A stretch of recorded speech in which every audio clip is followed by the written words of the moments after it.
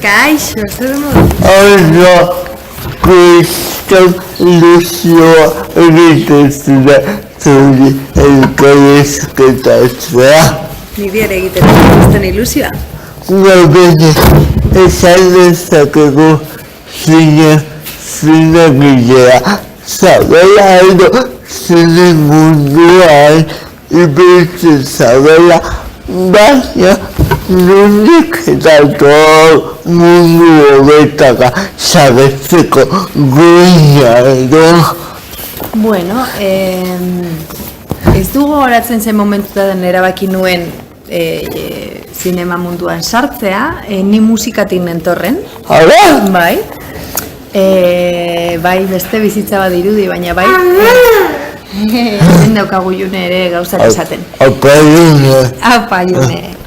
Eta bai, nire bizitza musika zen. Orduan nik uste arte ezberdina banituela hor, ez? Bai musika, bai pintura, bai, dantza asko gustatzen zen. Artista izatea. Bueno, ez dakit artista izatea asko interesatzen zitzaidan mundu horiek eta lenguaia horiek. Orduan musika ikasketak egiten ari nintzen, koro ezberdinetan nengoen, zuzendarien nintzen, koro askotan kantatzen nuen, eta orduan institutuan amaitu nuenean, badakizu zen momentua den, ez, pentsatzeko zer da, ez?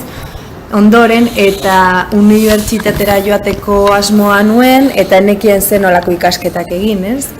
Eta orduan, zinema asko gustatzen zitzaidan ere, eta orduan ikusentzunezko komunikazioa egin nuen, Leioan. Eta horretan gauza asko deskubritu nituen, beste gero momentu horretan nire mutila zena arte derretan zegoen, eta berarekin joaten nintzen klase askotara, eta beste zinema ikusteko beste ikuspuntu bat ere deskubritu nuen, niri interesatzen zitzaidan gehiago, ez kazetaritzatik eta informazioa atorren ikuspuntu hori, baizik eta artistikoagoa den zinema, ez? Eta orduan, urte horietan asko ikasi nuen, eta hori amaituta hasi nintzen zinema ikastaroak egiten, asko gustatzen zait hezkuntza, eta irakasle izatea asko interesatzen zait, eta asko disfrutatzen dut. Eta horrela hasi nintzen, pixkanaka. Ze polita, bueno. Nik aurteko entzuteraka, si me equivoco, esan lasaia, baina zergatik Mexiko, edo zare da Mexiko zuretzat. Bueno, Mexiko aurretik Kalifornia zegoen. Bai. Eta begira, ni Donostin bizi nintzen, Gasteizti Donostira jo nintzen 5 urtez. Eta han hasi nintzen proiektu ezberdinatan lanean. Bai museoetan egiten lan, zinema jaialdietan, programatzaile bezala, ikastaroak ematen, eta 25 urte nituela esaten zerbait gehiago gomar du, ez?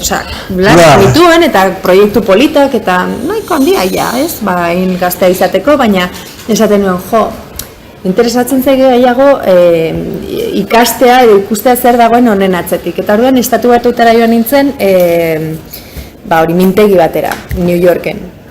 Eta ezagutu, nekien ingelesi, ikasten esperientzia oso zaila eta ez dakit, oso gaizki pasa nuen, ez? Zaila da zure burua ikustea hain limitatua, ez? Baina, asko ikasi nuen, eta oso esperientzia aberasgarria izan zen. Eta orduan, han ezagutu nuen San Franciscon lan egiten duen emakume bat. Bera da komisarioa, oso zinema osea, zinema munduan oso importantea den leku batean, ez? Eta orduan eskatu nion, berarekin egin nuen lan. Eta baietz esan zidan, orduan ere bizitza oso hautzi nuen, nituen proiektu guztia, eta San Franciscora jo nintzen. Enukan dirurik, enukan ezer, eta doan egin nuen dana, baina ikastera joan nintzen, beraz, eta izugarrizko esperientzia izan zen, asko ikasi nuen, eta geratu nintzen, Los Angelesera joan nintzen, 5 urtez egon nintzenan, Los Angelesen, gauza asko egiten, zinema munduan, eta Los Angeles izan daiteke oso hiri zaila, oso handia da, impertsonala, gauza oso ona ditu ere, asko gustatzen natura, natura eta zinema munduarekin daukan lotura, imaginatu, ez? Gauza izugarri politak izagutu nituen, baina zaila da bizitzeko. Orduan, heldu zen momentuan don pentsatu nuen, zer da, bueltatzeko garaia, ala beste herri batera joateko garaia. Eta orduan Mexikon eskaini zidaten lan bat, eta ara jo nintzen. Eta Mexikon nitako dela auzo lan begi batzuk edo zine ikastakoak egin edo antolatu dituzu eta betean ikareko dago ere. Eta horretik etoko zinetak musikal da. Hori da, bai.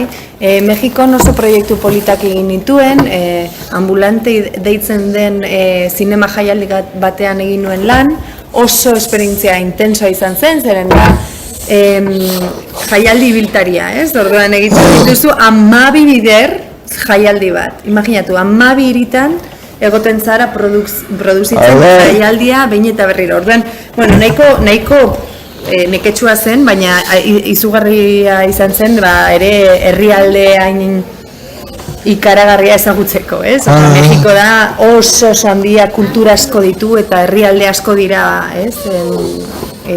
Batean, ez?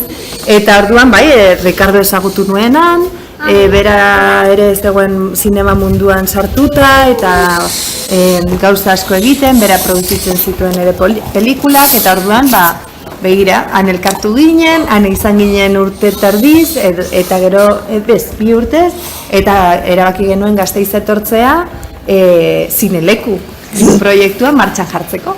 Zineleku kalaten eskutiko edo nola da hori edo.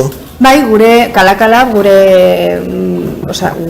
guk antolatzen du, gure enpresa edo da, ez? Eta guk antolatzen dugu horretatik proiektu ezberdinak. Gure proiektua da, guk aurkeztu genizkien hainbat erakundei proiektu hau diru laguntza jasotzeko eta horrela martxan jarri genuen. Lehenengo edizioa izan zen Zarautzen, dakizun bezala, eta pixkanaka ateratzen ari gara beste proiektu mota batzu. Zineleku Gasteiz hori da. Tabakala gainera egiten dituzue, egintza batzu. Hori da, bai, nik, kalakalabekin egiten ditugu hainbat proiektu, eta gero nik nire aldetik egiten du nerea, adibidez punto de vista bezalako jarria, zuzentzen dut, edo Ricardo bereak ere. Yo me he escrito todo el trabajo sobre el punto de vista de aipatu genuen zuzeneria izan zera jaialdi horretan eta zelako esperientzia zuzeneritza ikuspuntutik edo.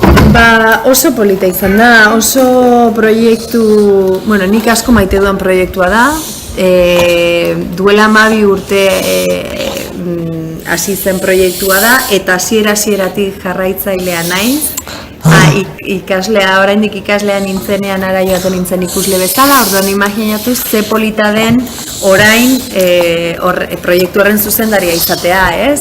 Orduan, benetan unkitzen hauen proiektua da. Aurten izan da nire lehenengo edizioa zuzendari bezala, hurrengo urtean izango da 2. eta Orain arte oso esperientzia polita izaten ari da, oso lantalde polita dut, iaz ikusle asko izan genituen, oso proposamen, bueno, aberatsa zen, nik uste, ez, zinema mota ezberdin asko bildu genituen programazioan, eta oso polita izan zen, bai? Bueno, azteko nik zageta garbizia bentzat pertsonalke zinelako. Oi, txikitzu, beste semetxo bat ezala. Bai, lastan zer. Junerekin jaio den proiektua. Orduan bere lastana zer, nahi arreba bezala da, ezta? Asko maite dugun proiektua. Eta benetan, guri ere guk asko maten diogu proiektua. Lastana, bezala hitz egiten edina, bale? Guk asko ematen diogu proiektuari, baina proiektuak asko ematen digu. Eta asko ikasten dugu zuen gandik, eta oso guretzat oso importantea da alako proiektuak martxan jartzea. Bueno, garbine,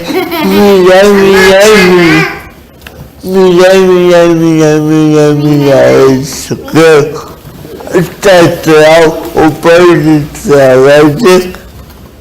Zuri, eskerrik asko, benetan oso polita izan da. Eta bibusok. Hombre, eta 3, eta 4. Mua, eta mua. Bueno, agur, garbine. Agur, Eugeni.